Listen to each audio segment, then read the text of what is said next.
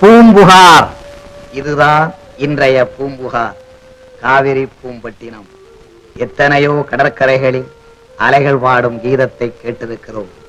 ஆனால் இந்த காவிரி பூம்பட்டினத்து கடற்கரையில் மோதுகின்ற அலைகள் எழுப்புகின்ற சோக கீதம் நம்மை எங்கேயோ ஒரு உலகத்துக்கு இழுத்துச் செல்லுகின்றன. பற்றாத இன்பம் கொழிக்கின்ற வரலாற்று உலகம், தேன்மாறி பொழிகின்ற தீந்தமிழ் இலக்கிய உலகம்.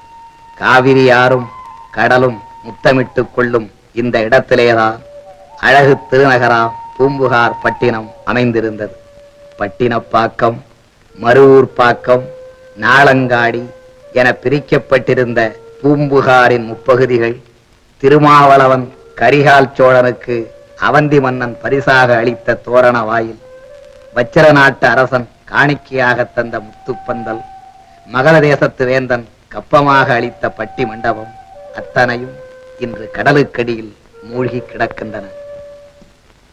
ஆனால் பூம்புகார் நகரத்து புகழும் பெருமையும் யாராலும் மூழ்கடிக்கப்பட முடியாதவை.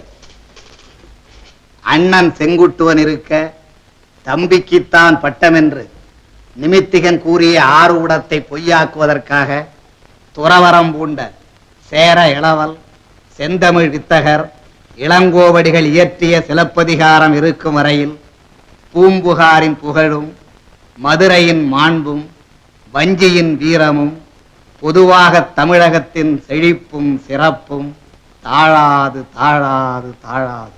தமிழ் துறவி இளங்கோவடிகள் சித்தரித்த கண்ணகியும் கோவலனும், கனிமொழியாள் மாதவியும் இதோ நம் எதிரே நின்று எமை மீண்டும் தமிழகத்தில் எழிலுருவாய் உலவ விடுக என கட்டளை இடுகிறார்கள்.